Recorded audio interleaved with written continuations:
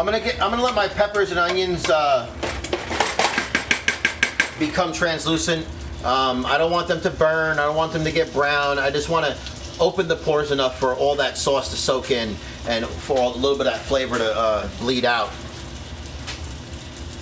Flank steak. Flank steak, generally, I wouldn't recommend for beef jerky. And the reason why is this. Beef jerky is a shelf product. And when I say shelf product, the reason why you would do beef jerky is for it to last quite a long time. And if you have too much fat product in your beef jerky, then it's going to go bad, basically. The fat is not going to really truly be able to dry out all the way. So when you do beef jerky at home, you want to use a very lean meat. Literally no fat. London broil. Very, very few steaks. A bottom round. Has a little bit of marble in there. That's fine. But not a lot of fat content. Flank steak is a great product. Don't get me wrong. And used a lot in Spanish households. I do smoke pork. We just moved down from Alaska, from Anchorage, Alaska, where smoking is like second nature. Everybody smokes everything in Alaska. So I am very familiar with smoking product. All right, so I have my peppers and my onions translucent. They cook down just a little bit. Translucent meaning you can generally see right through it, but not necessarily. I'm going to add my sliced garlic. The reason why I'm adding my sliced garlic in at this time is because I did not want it to burn. It would have burnt already in that cooking process. So I'm going to let that cook for, let's say, 30 seconds. I want to open the pores up of that garlic. In the meantime, I'm going to get this cilantro rough chopped.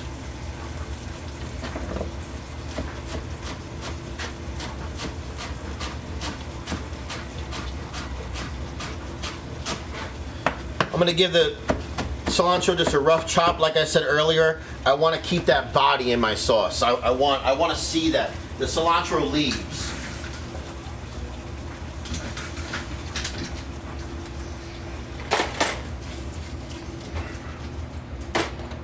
Smells great. It's getting ready.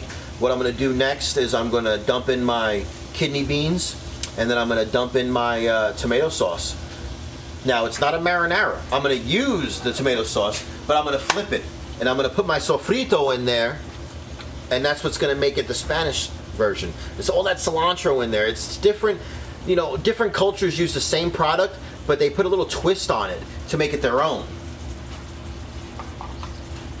So here we go. We're adding the sofrito.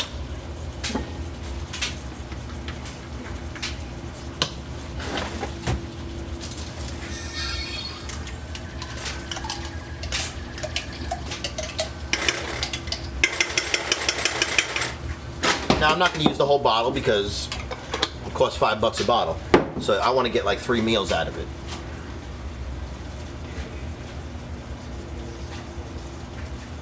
Yeah, like I said, man, smoked meats are pretty good, man.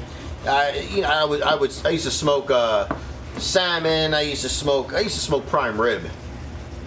Sounds weird, but I used to do that a lot. All right, so I got my sofrito in there. I got my cilantro in there. Peppers, onions, garlic. I'm going to stir that around for a second. Guys, if I had a way to show you, to let you guys smell the way this thing is, oh man.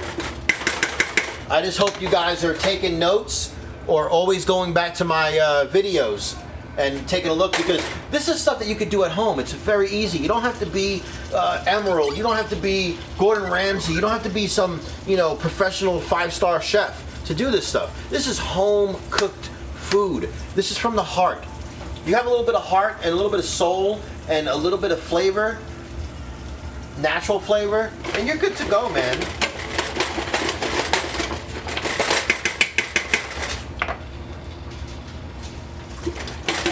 Add in my beans. Now that's one thing I cannot get around. My kids do not like beans, but you know what? I try to accommodate them as much as I can, but it gets to a certain point where I love this dish, so I cannot exclude the beans. Gotta add them.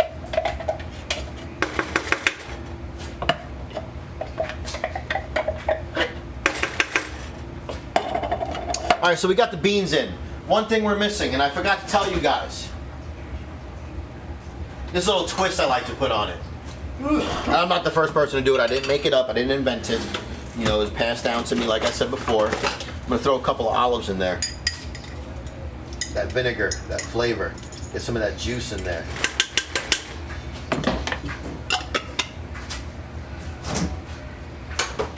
All right, guys, we're hovering around 112 right now. Like I said, I want to see 300 today, so don't disappoint me. All right, so what we're gonna do right now is we're gonna let this magic work, and then I'll cook the rice later. You guys see me cook rice a number of times right now, so I think I'm gonna prepare that closer to when the pork is ready. So the only thing that we're missing is the marinara sauce, the red sauce,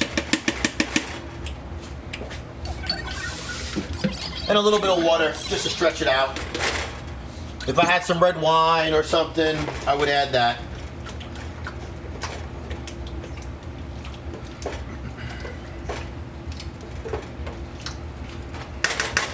I'm gonna put a little bit in a bowl. Maybe I can show you guys what it's gonna look like.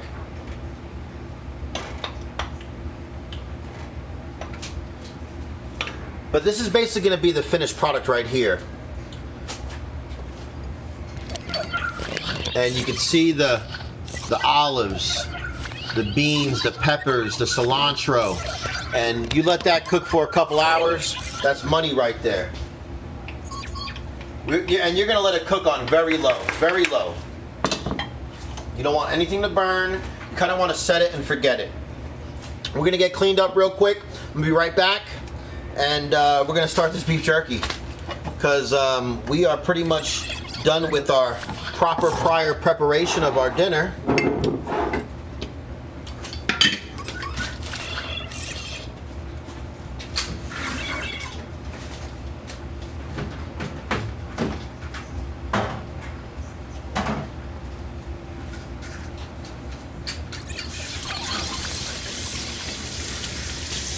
I don't cook on a gas stove because I don't have it available.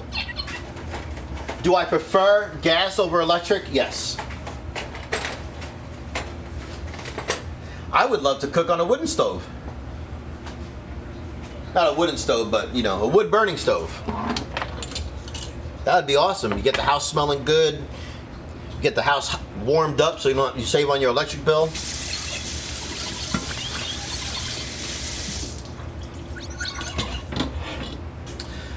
Stream is laggy. I don't know if I should. Maybe I'll log out.